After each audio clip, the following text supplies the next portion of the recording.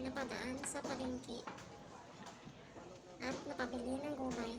Pero sabi ni Burontoy, may tito ko daw kami na natira sa bahay at gugulayan niya ito. At yan na po, yung bitbit niya, yan po ay may kalabasa, talong, alugbati, okra.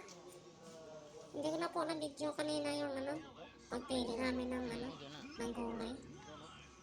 At yan nga po din yung ama niya ay bumili ng maliit na batya para sa lababo namin.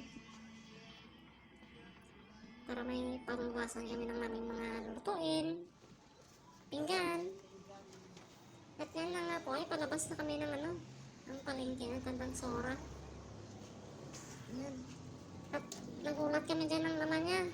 Nag-alala dyan yung anak niya tumawid. Tumawid dyan. Yun. Alalang-alala dyan yung ama niya. Yun nga, tinawag niya ulit na tumawid. Ay, naku, Burontoy. Ingat ka dyan at baka masagasaan. Naku, bata ka. Pasaway ka talaga. Abangan niyo po yung tutorial ni Burontoy sa pagluto ng gulay na pritong isda.